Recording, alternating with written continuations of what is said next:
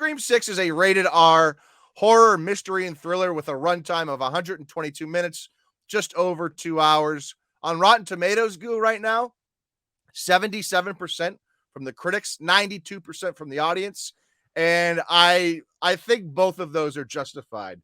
I know you didn't like this movie as much in general, but I also think this movie, like baseline, does a lot of things really, really well. I think it's well done. Yep. One thing I really didn't like, but we'll get to that. And when comparing this to the other Scream movies, first of all, I think it's the same people that made Five Cream, so we'll do that off the top. Five Cream, 76% from the critics, 81% from the audience. So critics like them roughly the same, audience liking this a little bit more, but also that could be part of the, you know,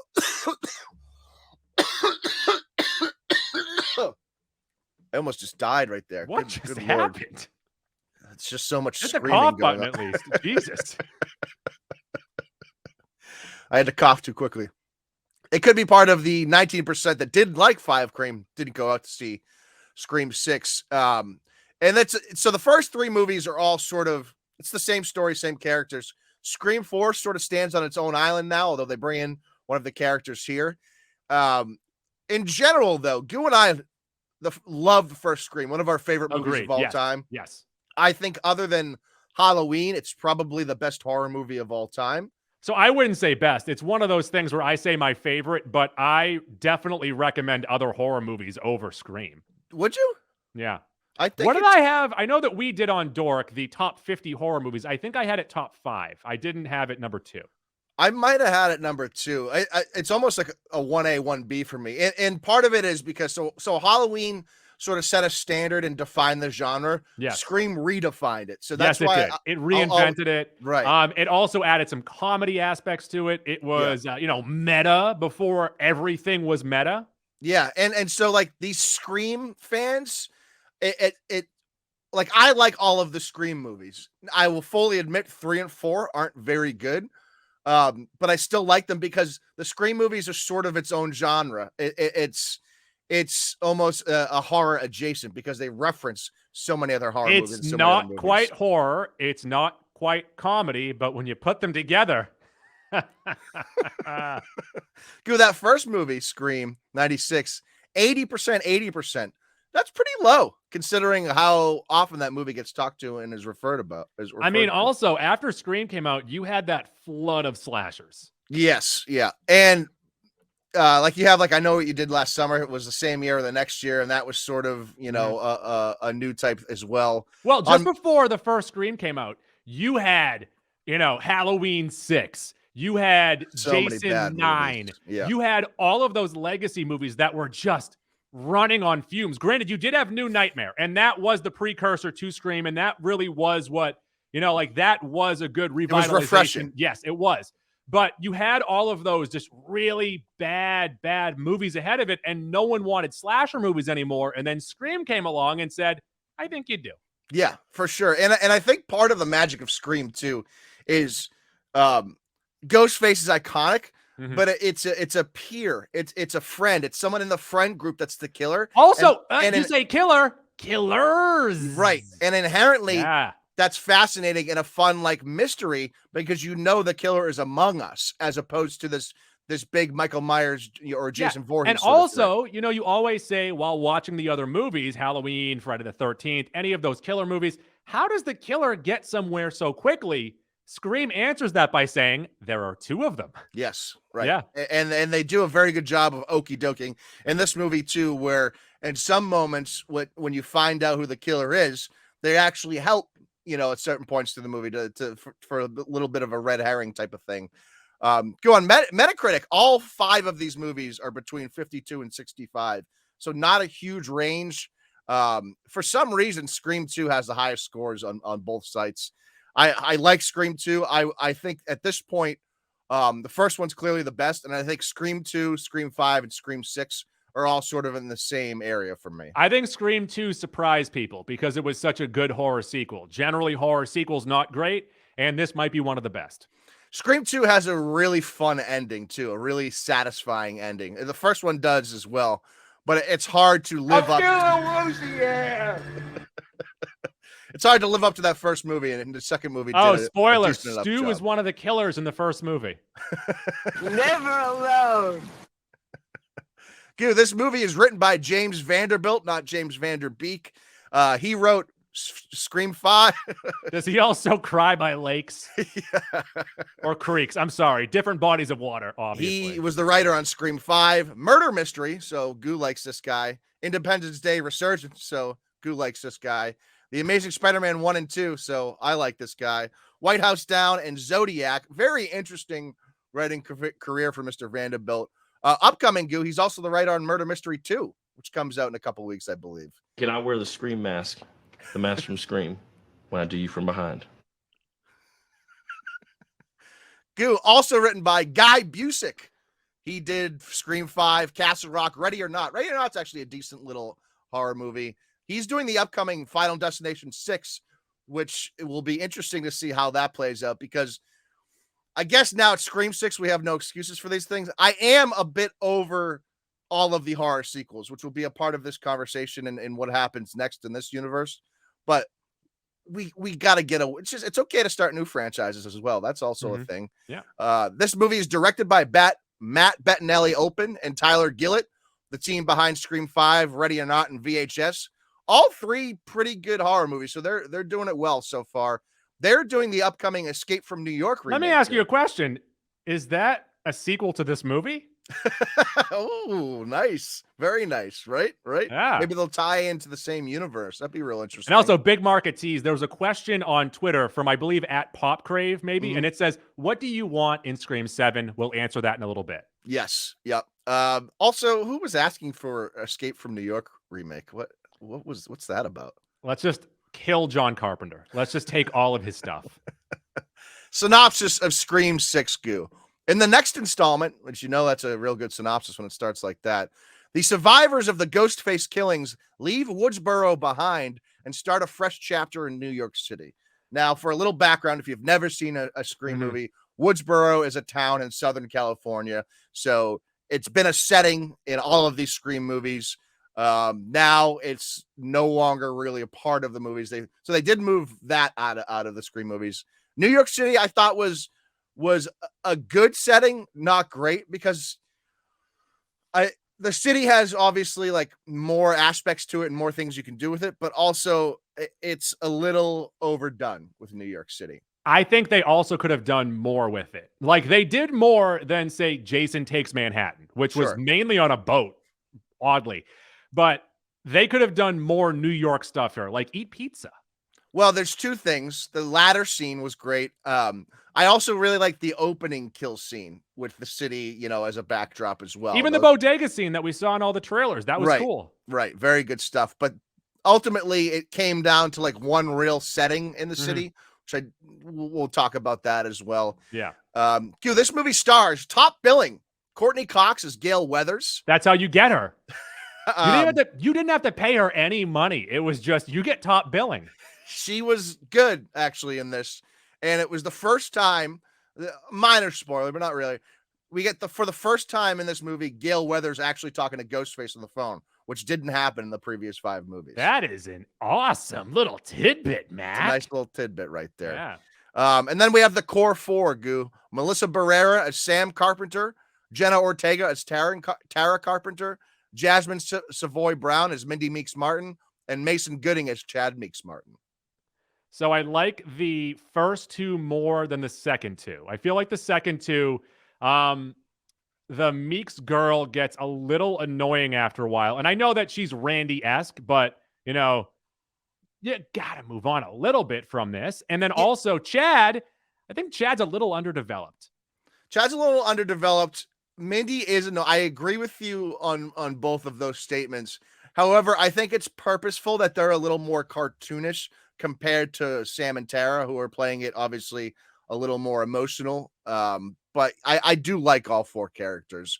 Also in this Goo, Dermot Mulroney as Detective Bailey, Liana Liberato as Quinn Bailey, Jack Champion as Ethan Landry, Josh Segarra as Danny Brackett, aka Cute Guy Across the Hall, Devin Nakota. That's what you call him, at least. Devin Nakota as Anika Kayoko, Hayden Panettiere as Kirby Reed, and then some other characters that pop up, but don't necessarily get the whole runtime. Tony Revolori, who we would know as Flash Thompson in the the Spider-Man movies. No, Star Wars. Yeah. As Jason Carvey. Samara Weaving as Laura Crane. She is very attractive. Skeet Ulrich as Billy Loomis. Of course, if you saw Scream 5, you know he's sort of a ghost dad, so that plays up to Goo. Which, and then of get course, out of my face. I love ghost dads, but get out of my face. And then Roger Jackson, as always, the voice. He is the gentleman that does the Scream ghost-faced voice. And before you get into your thoughts, I just want to get back into Tony Revolori in Star Wars telling Han Solo that he knows Spider-Man. And Han's like, I don't care. Yeah, that's because Han Solo's now played by Tommy Lee Jones. That's my Star Wars, at least. Okay, I like that. Yeah, that's a good alternate universe that we're talking about for sure. That could happen. Why not? Goo, before you put this movie down a little bit, I want to talk about what was good. I thought at just over 2 hours, the pacing was really, really good. In fact, probably great. Pacing was good. I agree. I didn't feel like there was any real downtime in this movie. It was beat for beat, real strong. Speaking a little bit of what we mentioned when we were talking about the cast there, Melissa Barrera and Jenna Ortega were awesome. In their in two separate ways. They're both on absolute rocket ships right now, especially, Ortega was kind of a rookie of the year last year. Barrera is awesome. Both very easy to look at as well, which obviously helps. There's a little bit of an okie doke very early in this movie, which I loved. That happens in almost every, I mean, not as much as this one, but in every Scream movie, you do get the okie dokes of who the killer is. Right. But in this opening sort of first 15 minutes, I thought it was a phenomenal start. Other than the first Scream movie, I thought this was the best start to a Scream movie. I like the open of Scream 2 as well. Okay, fair enough. And to me, this was also like a true murder mystery. It really had me guessing, and because of that, it kept the suspense the whole time. Now, I will admit, the reveal for this movie, not very good. Did not care for it. I would argue, kind of stupid. Yes, I would agree. Stupid, and ultimately, as that unravels, I like the movie a lot less from where it was trending. Mm-hmm. It just is. It's dumb, and there was some suspicion there from me for obvious reasons that we'll get into. But once it's like revealed to you, you're just like, oh man, fine. Mm-hmm. I also have a question here, Goo. Is Hayden Panettiere okay? Is she shooting season 2 of Heroes right now? She looked so bad. She acted almost as poorly. She was the only character in this movie I did not care for. Save the cheerleader, save the world. All the stuff with Gale Weathers I thought was very good. How she tied in, how she's like, she sort of became a badass after that first movie, and that's always reflected in the future movies. I liked her interactions with the killer in this. And then there was a couple new scenes in this movie, which is obviously hard to get at this point in Scream movies. But like that ladder with apartment windows, I fucking love that scene. I thought that was great. So those are all things I liked, minus the Hayden Panettiere stuff. All right, so just a couple of things that did bother me is that I do feel like this movie thought that it was cooler than it actually is. Like, there are several scenes in this movie where they just did something and they're like, oh, you think the audience will like it? And I was in an audience where people cheered certain things where I was like, stop that. I don't know if I'm not on that same wavelength with you. This movie does rely heavily on member berries for sure. More so than but not only member berries, but say there's a scene where they throw a knife back and forth and they catch it and they're like, ha! And everyone's like, yeah! I mean, I'm glad we didn't watch the movie together then. I did not. I was actually in a theater with two other people. That was it. Just two. It was great. I had many people and they cheered it. I was like, stop it. Just please stop. And maybe that's not even the movie's fault. Maybe it's the people in the theater's fault. 100%. I thought this movie lacked suspense, but then thinking about it in general, I think a lot of the Scream movies kind of lack suspense. And when I say suspense, not so much in the mystery of who the murderer is, but just how Ghostface goes about his murdering. Well, because most of the time there's a phone call before he pops out, so it's coming. But at the same time, to me, some of the suspense is in your own head trying to figure out who the killer is the whole time, which is maybe not suspense, but it works a little bit. Also, what are the rules? And you can't change them just because you don't like how they're going. Yeah, so Mindy, that's her name, right? Is that her name? What the hell's her name? All I know is this: is Yeah, that Mindy. Mindy's certain people here can be shot, can be stabbed, yeah. can be, pretty much murdered, and then be fine. And then other people, you take one stab and you're done. Well, Mindy, goes out of her way. She's sort of this character now in these last couple of movies to explain all the rules like her uncle was in the first movie. But also because we're into the requel territory and the whole legacy character things, you're right. Really, there are no rules. Anything can happen, which does, make the plot of the movie and the story a little more exciting because anything can happen. But also you're like, all right, why would we even talk about rules then? Mac, quick octagon here, fun factor. And I do agree with you. The open was pretty fun. Yeah, the opening swerve and scene, I really enjoyed, and I thought set the movie on a nice path. But then some other parts where they thought was fun for people, and it was fun for certain people, just not for me. I thought kind of led to me being a little boardy. Okay, fair enough. But by the way, seeing Samara Weaving in the opening of the movie, I was like, oh, she's not really billed as going to be in this movie. And then they're like, oh, she's the first kill girl. All right, I get it. Satisfactor. I feel like they went out of their way to make it satisfying for idiots like you. Some things were satisfying, some things were not. But ultimately, what I liked was the sisters like really coming into their own. Sam obviously did in the first movie. Tara does in this movie, and I really liked when she lets her go, that scene. I liked the payoff there. There was some fun little payoffs in the conclusion of this movie. I thought all of those were stupid. So like I said, people like you. All right. Barometer, I was quite bored, and I might have Sleepy Joe'd for 5 minutes during this movie. Well, that's on you. That's on you. I actually opted out of the screening you went to because I was so tired and I didn't want to fall asleep. So I went. I didn't want to fall asleep. I just did. I went during the day and I had a good time. Again, I thought the pacing was great. No barometer for me. Halloween. Will this movie wane over time? No, I think I'm right where it is. Yeah, I agree with you. And I also think it's very similar to Scream 5, which hasn't really wavered for me. It's on the same wavelength. Equator, I have it slightly above. And more than slightly, but it's within. Definitively. Hot dogs are tough to rate, Mac. It's because you have your equator too high. That's why. This is we got to figure out the hot dog thing. I think that's what our issue is. Yeah, of all the issues we have, that's the one. Mac's credit union, and I do agree with you. The two main stars here deserve the credit. Yeah, Melissa Barrera, Jenna Ortega, they're awesome. Playing off each other are great. I also do, we'll just do an FK, no M. Which one of the two are you killing? Ortega. Yeah, I think so too. Unfortunately, Barrera. So, one will talk to her ghost dad. So yeah, it's true.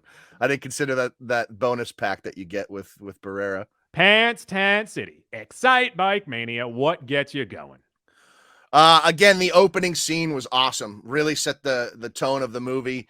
The train scene was cool with the lights flickering. I really liked that, moving in and out of the light. And I also really liked a couple of the final kills. For those of you tardy to the Mac and Goo party, we rate everything on a 40 hot dog rating system. And Mac, I did like this movie. I just thought that it felt like it was a bit cooler than it was, and they went out of their way to do some fan servicey stuff. And I know we're fans and we like to be serviced, but I just thought that they went out of their way to do satisfactor stuff and, satisfy people like you. And I do really like the two main stars here, which do propel it up from, below the depths of the equator. But for me, I'm sitting around 28, 29. I think it's a little bit worse than 5, but I would take it over 3 and 4.